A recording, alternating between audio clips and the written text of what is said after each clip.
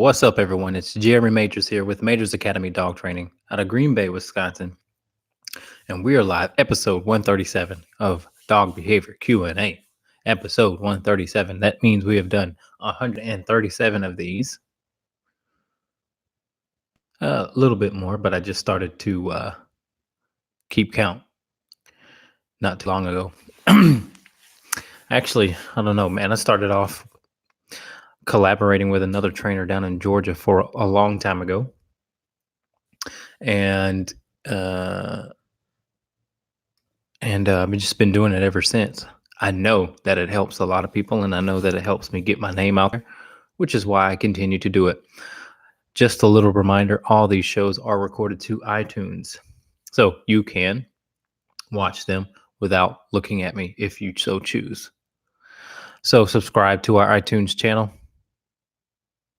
or subscribe to our podcast on our iTunes channel, and let's get it popping. Those of you who are new, it's very simple. You ask questions. That's it. You ask as many questions as you like, and know that your question is helping others as well. All right, let's see if we can better our connection on Facebook, because it doesn't seem like we have a good connection.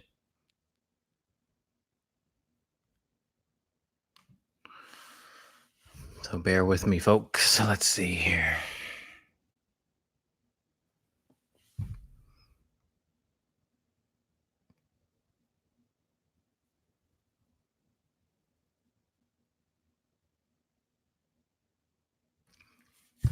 We're usually live on Instagram as well, but Instagram is not working for me tonight. So, okay, let me try and finish this video, and I'm going to have to retry Facebook here because Facebook, for some reason, is like Instagram, not cooperating. Bear with me, folks. Okay. Dog behavior Q&A number 137.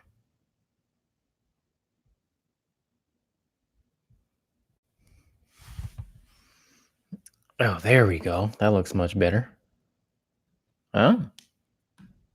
Let's put you over here and see if we can keep you right there. Does that look better? All right, you guys, we're live on Facebook now. It looks like we are back to normal. So those of you who are joining in, we'll wait a little bit for people to join in, and then we'll get to some questions.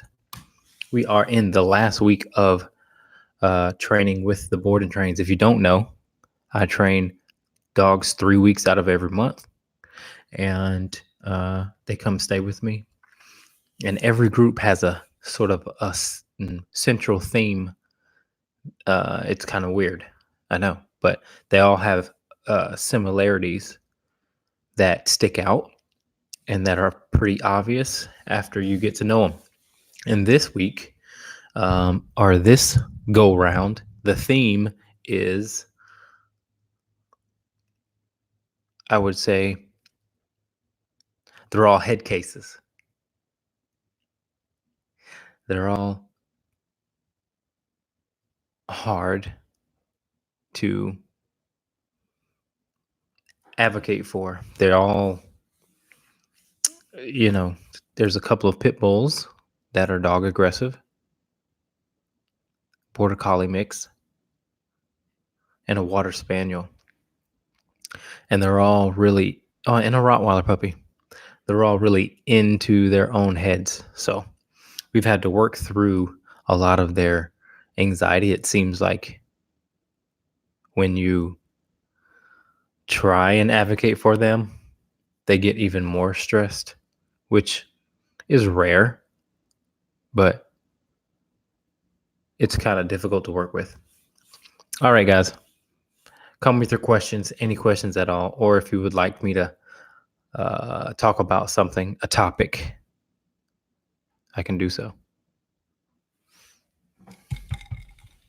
So anyway, is anyone having a drink with me? If so, cheers to you.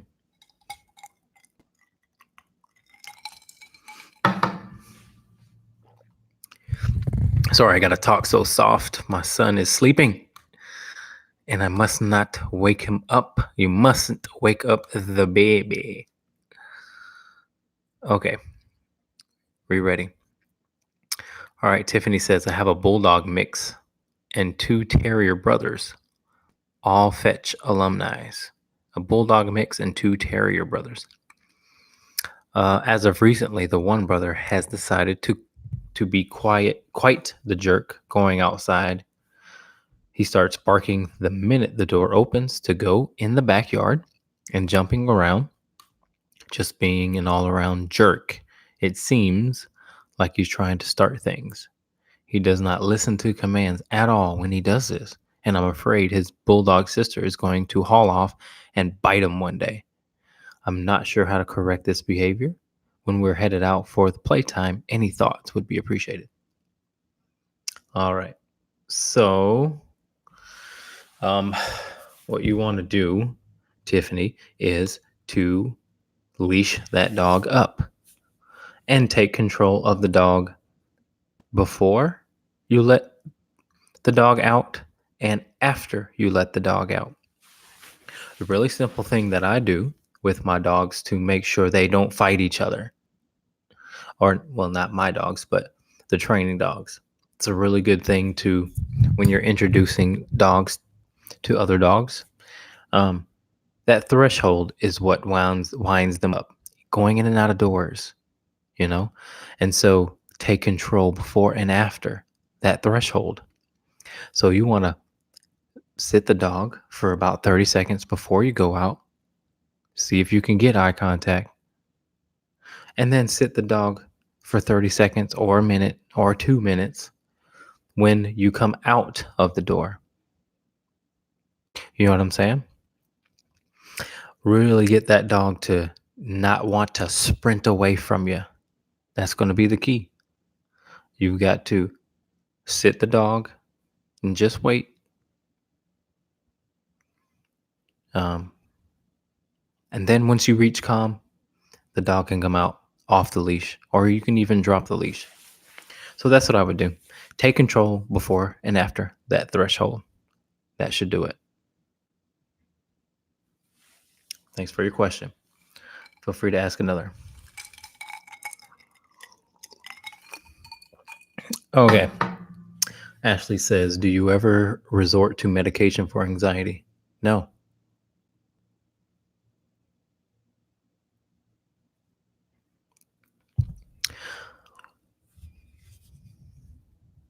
My dog's medication for anxiety is exercise.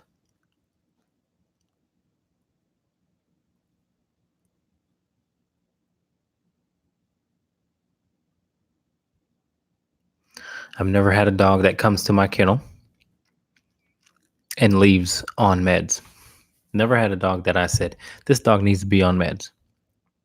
Because with the right amount of exercise and discipline, that is the anxiety killer for you.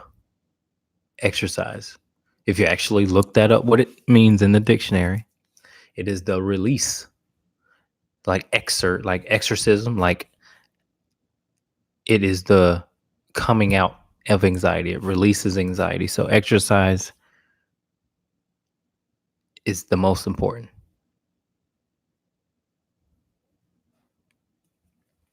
All right.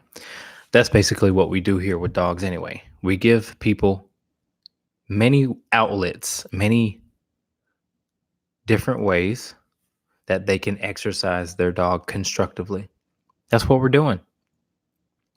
And I mean constructively, just meaning putting some discipline in the exercise, because you can toss the ball with your dog in the backyard for 100 times, but yet the dog still has anxiety. So that's just exercising the dog physically, which isn't terrible, but you also need to exercise the dog mentally. That'll get the dog even more tired.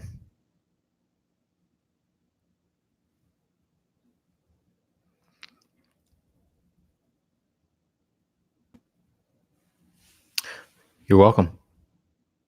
Feel free to ask another question. What's up, Frogman? What about car sick medicine? Same thing. Get the dog some exercise before you go on a car ride, and then keep the dog in a crate when you're in a car.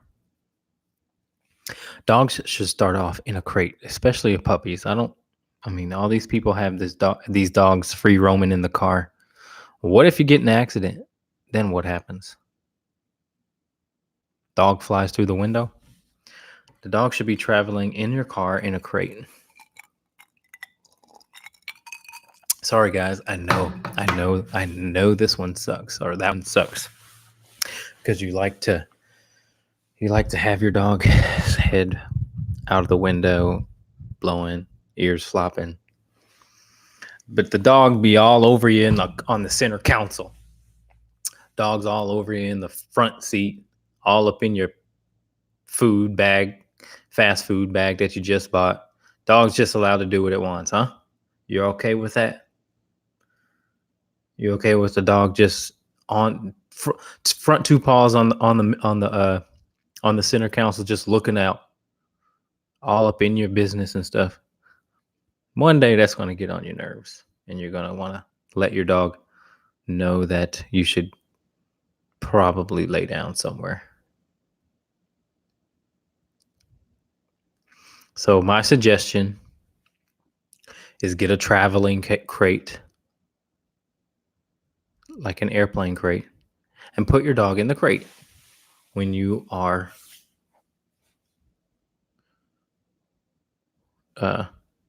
traveling with your dog in the car. All right, we're getting some questions coming in on Facebook. Let's load them up. Those of you who are watching live, your questions will be answered first. You are the priority. And then once I run out of those, we'll go to the questions on Instagram and all that other cool stuff.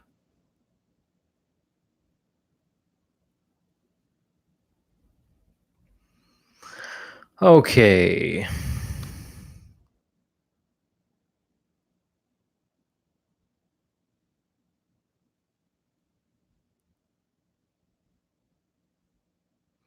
Okay, let's see. Do you ever put dogs on medication? Okay, I already got that one. Do you think that it would help with Stella before coming for her nails being trimmed? She wigs out and she has had to be on, yes, prednisone and Xanax. Yes, exercise for sure. Nice long walk. And then you can practice at home by grabbing her nails and act like you're trimming the nails. Because listen, guys, dogs are going to listen to how they've been trained at home. Get them used to what they will face in the outside world within your walls. So when you say stop and your dog stops, so for example, you have the dog's paws in your hand, and you say stop or relax, and the dog does so. When that groomer does that, the dog's going to stop and relax, but the dog will need practice from you first. So what I would do is take the dog on a nice long walk, off leash or on leash, and then I'd practice the nails. If the dog is not going to calm down and get used to the nails being trimmed with you, it has a much less chance in doing so when a stranger is doing that.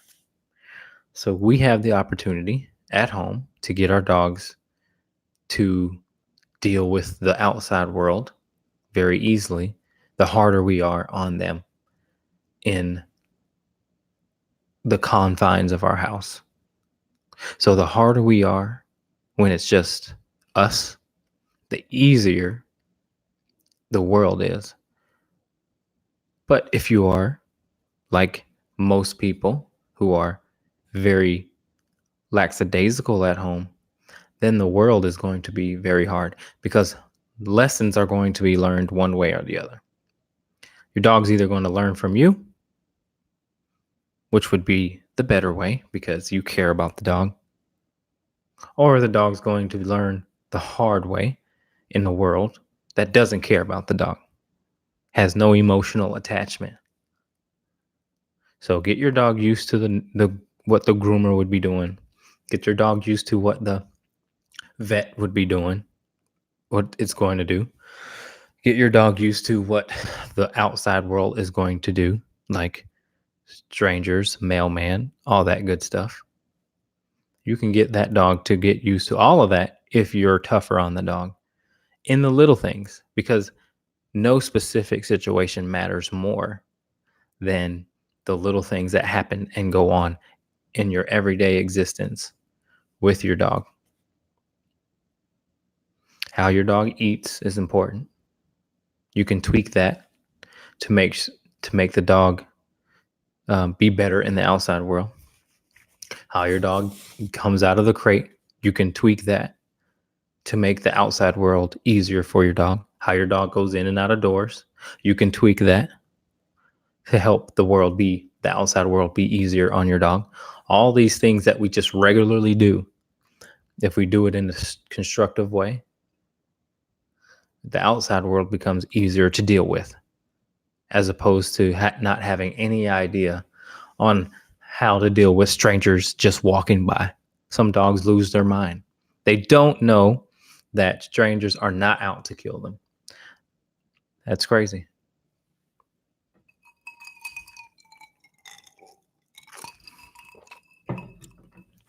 But it's not the owner's fault most of the time. We won't get into that because that's a whole nother thingamajig. Okay, Scott says, my pitty gets super protective, barks, and running to the door of the house when someone knocks on the door. Any advice to calm her down? Yeah, you'll have to give that pitty something to do that she has to do that's non-negotiable. And the easiest thing to do is to tell her to go lay down on her bed. Easier said than done. You may have to put a leash on the dog and make the dog do so. Now, here's the easy way, the back end way, where you can get your dog used to doing those things. I mean, getting your dog used to the door when someone comes in. First of all, practice, not just when someone knocks on the door. Practice when you can go to the door, have your dog go on his bed, and then you go to the door. And then when you come in, say you're at work, you come inside, you tell the dog to go lay down. Do not say hi to your dog. You don't want the door representing any sort of high energy, because dogs will bite when they're in high energy. They don't bite when they're in calm energy. That means when you come through the door, you need to reinforce calm energy when you come through the door. So I would stop getting her excited or allowing her to get excited when you come through the door, because it will be that same energy when someone comes to the door and knocks on your door. Hyper energy and then barking. So when you walk through the door now, from now on, why don't you go ahead and tell the dog to go lay down? And then don't interact or don't positively interact with the dog until the dog is actually going to lay down or calming down. So that's the back end way. Make the dog calm when you come home. Second thing is just make her go lay down when she is following you around the house or begging for food or something like that. Again, making it real easy for her to listen to you when it's not that big of a deal is going to help her listen to you when it is a big of a deal. What's up, Rachel? So that's what I would do. She has to have a job to do that's non-negotiable, to help her learn that she doesn't have to act like that. But also, she needs to know that you're going to take charge, because that's what she's doing. She's taking charge. Hi, Rox. She's taking charge, and you need to do that. All right. Check out my YouTube channel. It has do-it-yourself videos on what I just talked about. Okay. And you could learn a lot from those videos. All right. Thanks for your question, and feel free to ask another. What's up, Derek? All right. Next question. Also, probably going to send you an email soon regarding Bam Bam. Please do. Okay. Ashley says 1.5-year-old male Corso he's a handful and a bag of nerves. Yep, that's the Corso for you. We walk twice a day, but that's probably not enough. We play obedience games too, but he definitely wants more. I don't know if he will ever not be suspicious with strangers. No, because that's the breed you signed up for. I mean, you're fighting genetics. A public service announcement. If you get a cane Corso, the dog's going to be protective and charming and lovable and pushy and bratty and gorgeous and want to be pet. That's just the breed, man.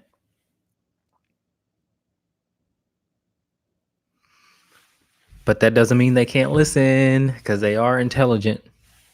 So I'm just saying, the dog is going to protect because that's what it's there for. But it can listen to you.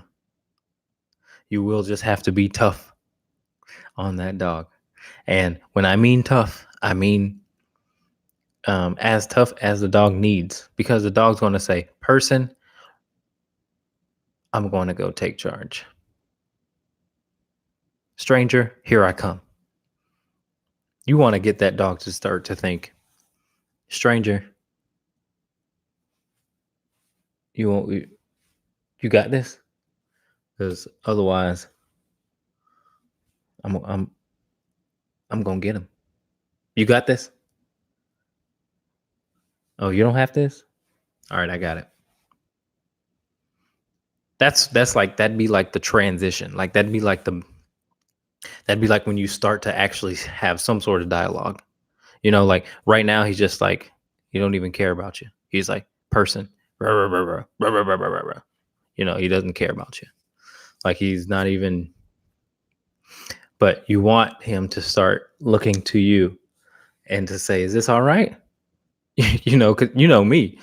You know, this is what I do. You you want me to take care of this? You know, that's the sort of thing you want. Um, and then when he asks you, you say, "No, we're good, man. We're good. Chill, chill. We're good. You don't have to go get him." You know what I mean? Just like the German Shepherd, assertive, protective, loyal to family. You come through that door, the German Shepherd says, "Who are you? What are you doing here?"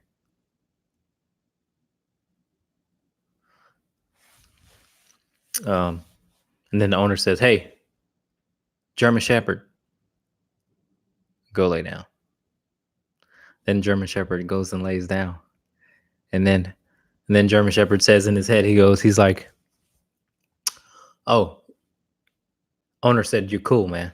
So rub my belly, scratch my ears. Owner said you're cool." Because I gotta listen to my owner. I mean, my owner can control me. You know what I'm saying? So if he tells me to go lay down, I don't have to bark and I don't have to bite you. But if he didn't say those things, oh, I'm gonna be on your ass. That's the way the German Shepherd thinks.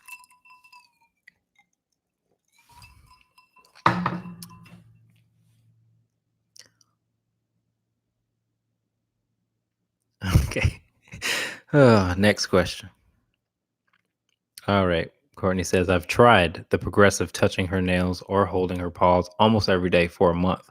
She freaks out, won't let me trim them. Okay. Well, listen, freak out or no freak out. I know that dog's a head case. I remember, but try and outlast the freak out. You know what I'm saying? Tie her up if you have to. Make sure she can't get away. Put a muzzle on her if you have to. And always end the session with you sort of being the victor to some degree. You know what I mean? If you outlast her freak out, then the next time will get easier. You use the same process. I've had some dogs who are nasty with trimming nails, and I'm not just saying this. I'm just being honest. I've had some dogs who are, I've had the worst of the worst. You know, I've had dogs who would pee themselves, shit themselves every single time I touched their paws, and would really try and bite me every single chance they got. But I'm telling you,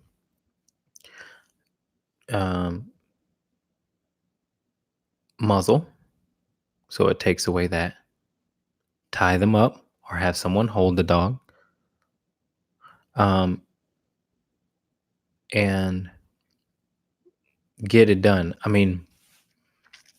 It also depends on how you're trimming too. With me, I use a Dremel always. I don't use that clipping thing because I don't know. Sometimes that really freaks dogs out. So, it also depends on what you're using. But yeah, you will have to outlast your dog's attempt to not do what you don't want the dog to do, or what the dog doesn't want to do. The dog does not want to be there. The dog doesn't want to be in that position. And sometimes those freakouts can really be cover-ups too. Just straight up, I don't want to do this, not coming from a place of, oh my God, I'm in fear of my life.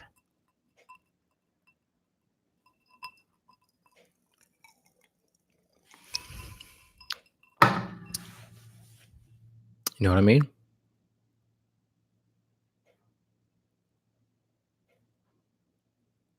All right, next question. All right, Teresa, my father just adopted a 2-year-old Rottweiler, and she wasn't trained to release like rocks and items she shouldn't eat. She gets really aggressive when you try and take it from her, but is totally willing to release toys with no aggression. Any advice? Toys don't mean anything to her, and the rocks do. But that's the Rottweiler. I'm going to start doing these little things. This is kind of fun. It's kind of fun to be the dog's narrator. Okay, here we go. Here's the Rottweiler. And then, and keep in mind, for all you Rottweiler enthusiasts out there, this is just in general. So I know your Rottweiler's special, and he and her, or whatever, they are, they're perfect. But I'm just talking about in general. Okay, here's a Rottweiler. Ready? Okay. You put that down, and I'm going to grab it. Try and take it from me. Go ahead. I wish you would. Try and take it from me. Then he starts to growl, and you come closer, and he gets closer. Okay. Or if you take his food from you, if you take the dog's food, he won't like that either. He or she won't like that either. Rottweilers are just genetically resource aggressive. High prey drive, but food aggressive for sure. Or just possessive of things that they want. And they're very quick about it. So my advice would be to Teach the word out or leave it very strongly with your toys first, since the dog doesn't value that as much. And it doesn't matter that the dog is not showing aggression. You want to teach the dog with lower valued possessions, and then the dog will start to listen when it becomes a higher valued item. So start with lower valued items, such as your toys. Teach the dog the strong out. I would say out. I wouldn't say leave it. Okay. I would say leave it. Excuse me. I wouldn't say leave it. I'd say out. You can say out with a little bit more feeling. And that's the way they teach working dogs. And you have yourself a working dog, so you might as well use what they use for working dogs. Okay, it's out, not leave it. Say out. You may need to get yourself an e-collar and press the button and say out. But the dog needs to. It's a good command for a dog, not only because it's really annoying when a dog gets aggressive over a toy, but if it wants to bite or eat something that it shouldn't, it's a good command to have. Say you drop that turkey, that ham. Thanksgiving's coming up. You could drop that turkey. You could drop that ham. Hell, you can drop those yams. You can drop that mashed potatoes. You don't want your dog to eat your Thanksgiving dinner. So you should teach that dog out so it doesn't eat that apple pie, that cherry pie, all those Thanksgiving favorite foods that you cook.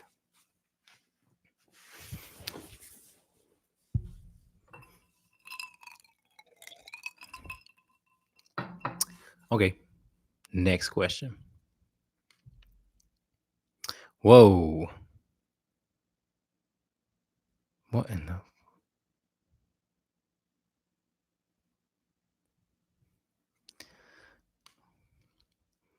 Okay. We have a Lions fan that is being not cool.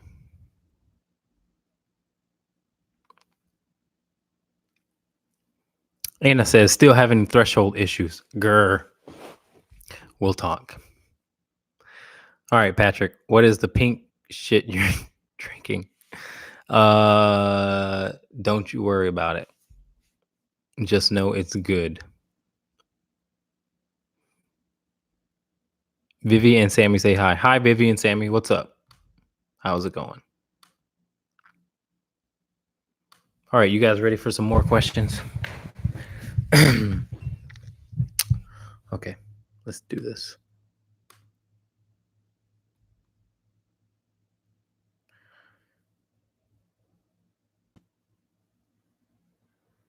All right. Hey, Jeremy, do you believe that a household with 2 fighting dogs, male bully breeds, can ever be fixed as opposed to just being managed? If they have been fighting for almost 2 years in the home, do you feel dogs can hold a grudge after continuous fighting? Yes. Dogs can hold a grudge. First of all, if it's okay to fight, if they're free to do that behavior, then they can fight.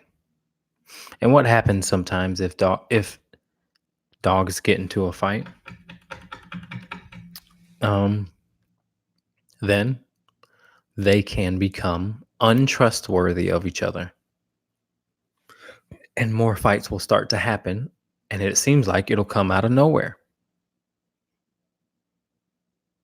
But that's what most people say anyway when they call me. My dogs fight. My dogs are fighting. And it's just out of nowhere. We're just laying down, and then all of a sudden, they're fighting. That's usually what I hear. But it's not about the fighting. You'll have to start fixing their you'll have to start being able to get them calm on a moment's notice. That's most important. High excited energy is bad energy if they have been fighting.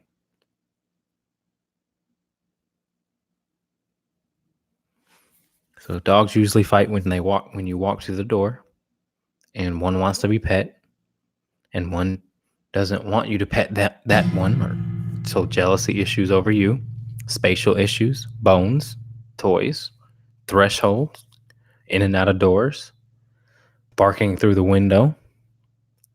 All of those things are done. Well, most of those things I would say are done with high energy. The toys and bones and stuff is not high energy.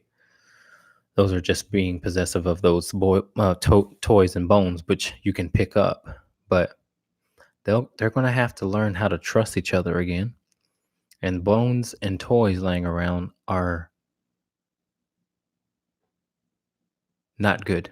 So pick those up. And then have the ability to pet one dog at a time. If you're petting one dog and the other dog comes up, make sure you can say, go lay down to the other dog that's coming to get some pets. It's because a lot of dogs fight for that reason. They're fighting over you and your attention and your affection. So you could even take that away for a while. You guys already know I'm tough on that. Your dog messes up, you shouldn't pet that dog the next day. When you're petting that dog, you're just like, it's okay that you bit my mother. Just everything's all right. Okay. Yeah. Well, that's why the dog bit your mother. Dog gets into a fight with another dog. It's okay that you got into a fight with another dog. Sent him to the hospital. 40 stitches later. Dog's like, it's not so bad, is it? I don't think I did say anything wrong, really. I'm sleeping in the bed the next day. I'm in the bed the next day. I'm getting pet the next day. It's worth it. I'm good. I can bark at that stranger, no problem. Consequence, she'll be mad at me for the next few hours. He'll be mad at me for the next few hours. I'll be on the couch tonight. No problem.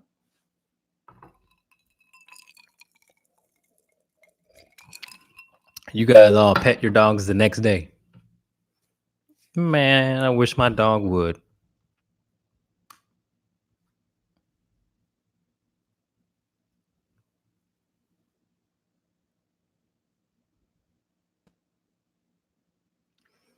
Okay, let's get to some questions. Sapper is my oldest, Macklin is the youngest, and Dexter is the newest.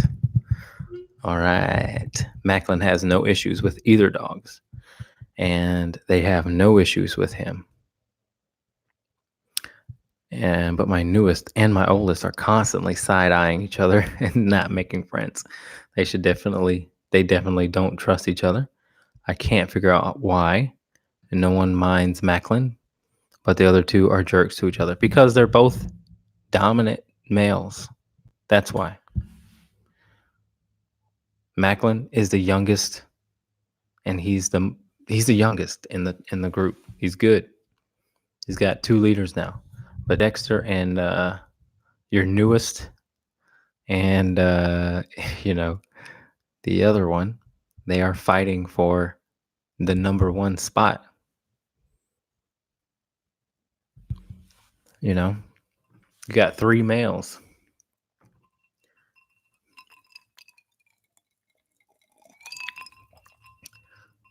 And it's not a good max. It's not a good match, mix, whatever you want to say.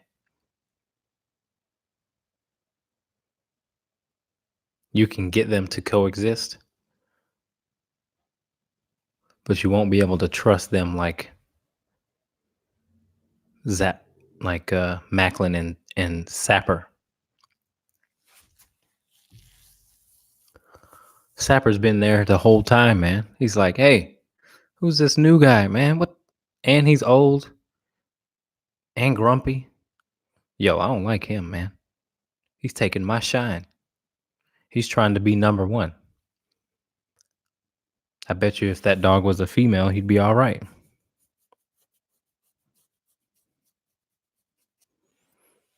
Old and grumpy is the newest Dexter. Old and grumpy. And bratty.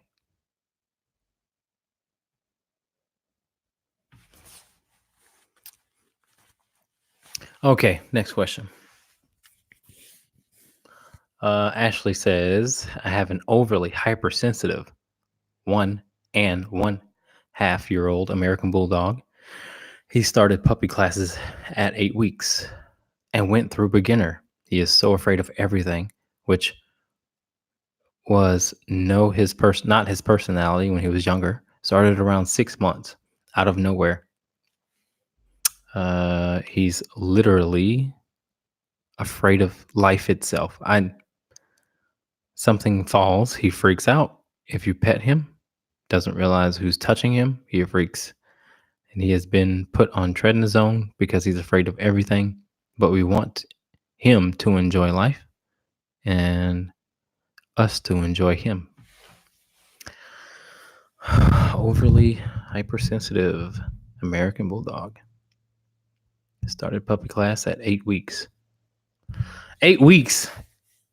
8 weeks is too young to start classes.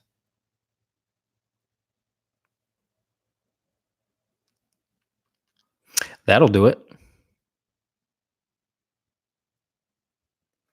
Even though he didn't show signs of being intimidated at 8 weeks going through a class. And I'm not saying that that's it, but that could be it. That could be. 8 weeks is too young for a class. 8 weeks? He shouldn't even be around other dogs at 8 weeks.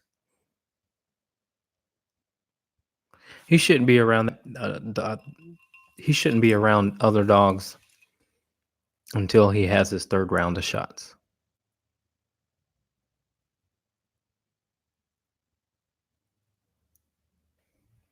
Eight weeks is too young to be exposed to that type of stuff.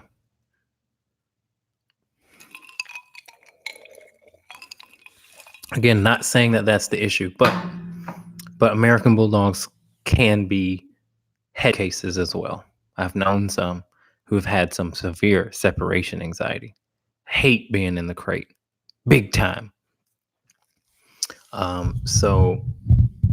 Okay. He started around 6 months out of nowhere. He's literally afraid of life itself.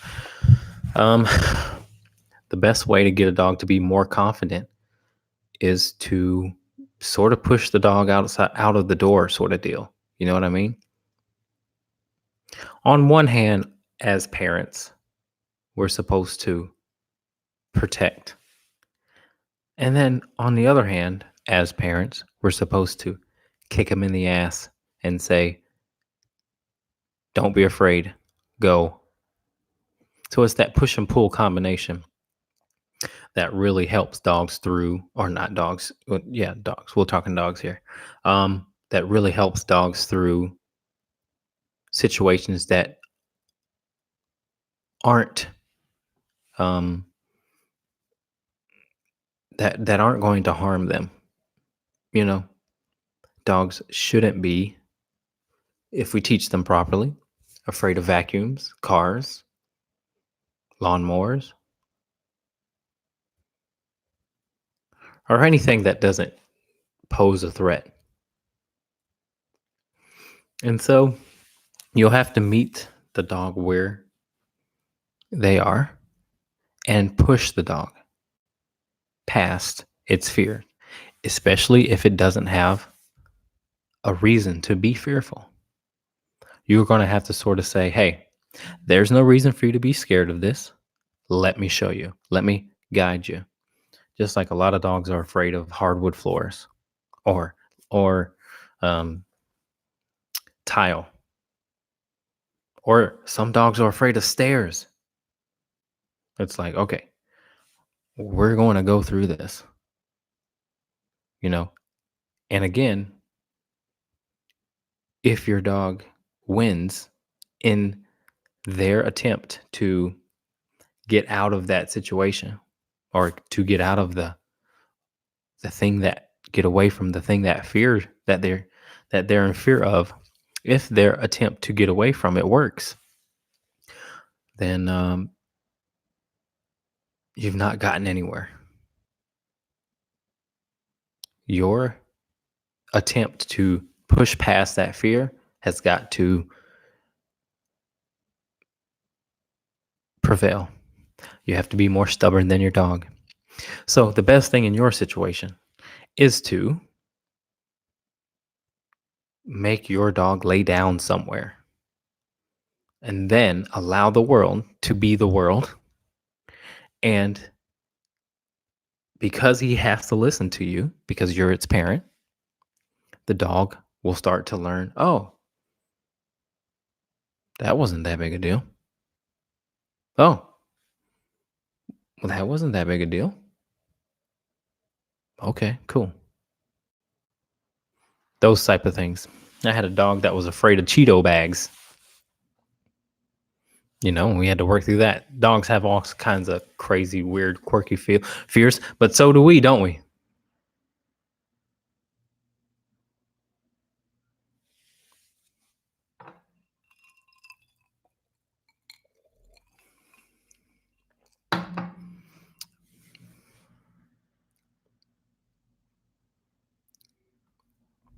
So that's what I would do.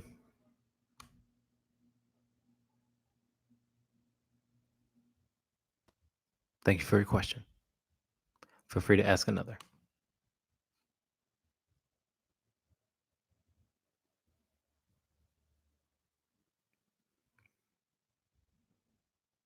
The Packers are trash. YouTube sucks, man. Yo, YouTube, you guys' comments are terrible.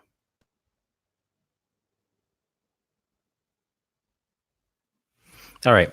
Tony says, I have 2 Siberian Huskies, one female who is 2 years old and one male who's about to be 2. Okay. They're half brother and half sister. My female was hard to train, but I was able to break her from her destructive habits. My male, however, is a different story. Every time I leave them alone, my male destroys my shoes and furniture. He also seems to be a little aggressive towards younger puppies. Any suggestions on what I can do to stop him from being so destructive and stop being mean to younger dogs? Okay, so Huskies are crazy energetic. Check off that you have given them proper exercise. Check that off the list. Or if you have, then give that male more. See if that works. That may be your solution. Your male may need more exercise than your female in order to not be destructive. Destructive behavior can come from pent up energy. So check to see if that could be the solution. Also, with younger dogs, seems like the dog is a little irritable with younger dogs. What I would try and do is obviously correct your dog anytime it becomes sassy with younger dogs, because you can get your dog to learn how to deal with the pressure that young dogs put on, the unwanted pressure. You can teach your dog to walk away or check in with you at least. But you also want to not allow young dogs to be totally unfair to your older dog. So you may have to control the younger dogs yourself and not just let younger dogs overwhelm your older dog.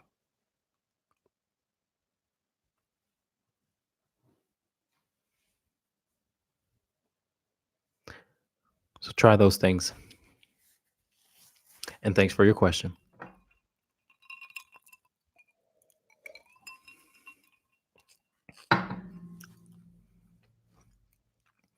Okay, Don says, I posted a question on Instagram regarding my 10-year-old lab's anxious, excited pacing and very loud, continuous whining while traveling in a vehicle. Unpleasant for all, needing tips on how to start making this experience more enjoyable for the both of us. Sounds like a crate will be the step one. Makes sense. Yes. The crate is good. It's good for that, and it's good for safety. But then if you want to take the next step would be able to would would would be to have the ability to tell your dog to lay down, and your dog lays down while in the crate or out of the crate. You have to get that level of dialogue with your dog. When you say lay down, the dog must lay down. Hard, I know, but that will make the dog relax in your car. And then one day it won't feel the need to become crazy in the car, because all of that behavior is unguided behavior. It's behavior that has blossomed into an anxious, uncontrolled, obsessive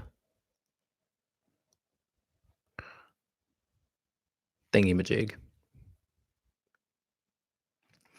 So any behavior that is obsessive, that is what seems to be out of your control, and sometimes what seems to be out of the dog's control, it is your responsibility as their owner to stop that obsessive behavior. It is not healthy. So gain the ability to say, lay down, down, and the dog do so. The dog will thank you for it. All right. Thank you for your question. Or thingamajig.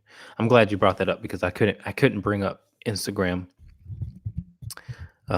this go round. All right. Bally says they coexist, but they have their moments, like tonight when they fought over a ball, and we've been slowly introducing them to toys. Usually a quick command gets them apart, but this has escalated and they had to be pulled apart. Their last fight was 6 months ago. I'll keep working. Looks like they need more of the basics implemented back into their routine. Dexter and Zapper only growl, but Macklin, biting solves everything. They don't coexist, because coexisting would be existing without you, without your control, and they respect each other. But if they're fighting, they're not coexisting. If they're side-eyeing, they're not coexisting. There's things in between them that could potentially get them into a fight. So they're not really coexisting. You're just managing with all of the commands and introducing toys and all of that. That's you managing the problem. Coexisting means without you, how they would get along without you. And so, like I said, it's a tough one, because you will have to be tough on them for a while in order to get them to.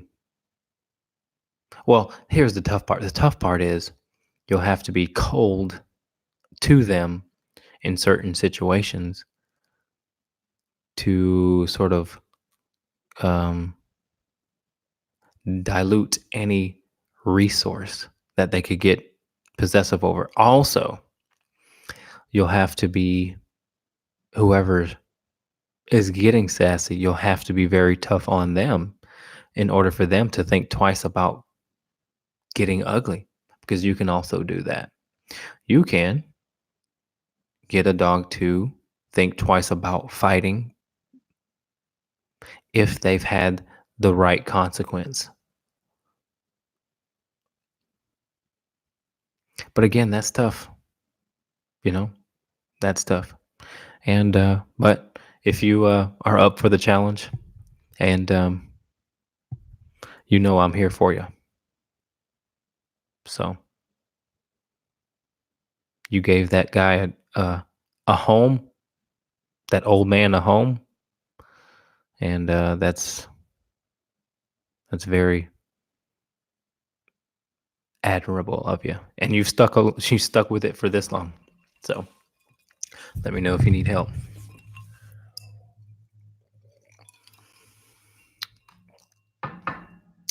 Okay, thank you. He's our second bulldog, and our first one was a breeze. Him, not so much. Yeah. Thanks, man. Go Pack, go. You got it. All right, let's check YouTube's crazy YouTube. All right. So how long do you suggest withholding affection when your dog messes up? Depends on what he messes up. Depends on how he messes up, what he does. Let's say if your dog bites, I would say a month. Yeah, I would. Let's say if your dog jumps on someone, 2 weeks. Because your affection can be the dog's drug, man, and it's not even then in the dog's control. Dog says, I'm good. I don't want to be touched by anybody else because I'm touched all the time by my owner. Don't care to be touched by you. And that's a sassy mindset. I'm good. You ain't my daddy. That's the same thing. You ain't my mom. I don't need you. Don't touch me. That's sassy, man. Dog's cup is full. But if you start to take that away, I'm telling you, especially for those of you who have dogs out there that are fearful of strangers, they'll start looking at that stranger as a way to get a belly rub if they're not always getting it from their owners. So we'll end it there, guys. Give me a thumbs up, like and subscribe on YouTube if you haven't. We'll be here next week, same time. Come with your questions. Thank you for your questions. And yeah, we'll see you guys next time. Okay, bye.